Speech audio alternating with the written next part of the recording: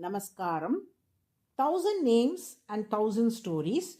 248th name, ASANKHYEYAAYA NAMAH. It was the time Ramanuja resided in Srirangam.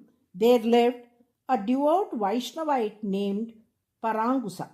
He led a life deeply rooted in virtuous conduct, strictly adhering to religious and spiritual practices as prescribed by the scriptures and traditions. Parangusa had a son named Pundarikaksha, whose behavior starkly contrasted with his father's values.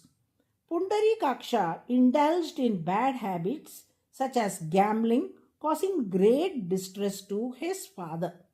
One day, Parangusa admonished his son, saying, Pundarikaksha, you do not wear vermilion on your forehead. You do not visit temples.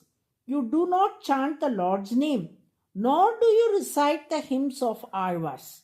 You have not cultivated any good habits. Our ancestors lived in total surrender to the Lord. Having been born into a family devoted to the scriptures, is it right for you to engage in gambling?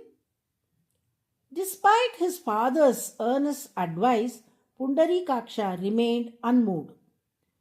Parangusa shared his sorrow with a friend who asked, have you heard of the hymn sung by Tiruvaranga Amudanar about Ramanuja? Parangusa replied, yes, I know of the hymn. It speaks of how even those who remained unchanged despite the Lord's incarnations turned over a new leaf after listening to Ramanuja's teachings. The friend suggested, send your son to Ramanuja. He will change after hearing his teachings. Following this advice, Parangusa sent Pundarikaksha to attend Ramanuja's discourses. Ramanuja, already aware of Pundarikaksha's background, welcomed him warmly and began teaching him the path of righteousness.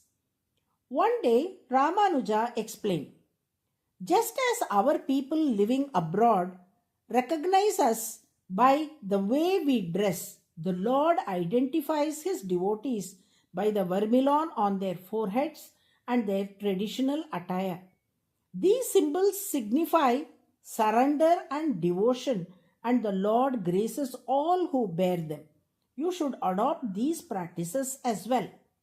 From that day onwards, Pundarikaksha followed his guru's advice, wearing vermilion and traditional attire.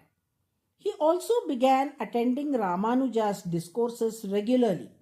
However, his old friends reconnected with him and lured him back into his former lifestyle, leading him to resume gambling and neglecting the discourses. Noticing Pundarikaksha's absence, Ramanuja inquired about his whereabouts and personally went to the place where he was gambling with his friends. When Pundarikaksha saw Ramanuja approaching, he exclaimed, I have moved away from you. Do not come in search of me anymore. Ramanuja replied firmly, you may move away from me, but I shall not let you stray. Countless beings in this universe are the Lord's creations and his belongings. It is my duty to guide his belongings back to him. I shall not allow even a single one to be lost. With great compassion and determination, Ramanuja brought Pundarikaksha back to his discourse. Over time, Pundarikaksha transformed into a staunch devotee of the Lord and ultimately attained liberation. The name Sankhya means numbers, signifying the Lord's innumerable creations. As such, he is called ASANKHYEYAAYA, the 248th name in the Vishnu Sahasranamam. By chanting ASANKHYEYAAYA NAMAH, the Lord bestows blessings to recover all that has been lost. Narayana, Narayana.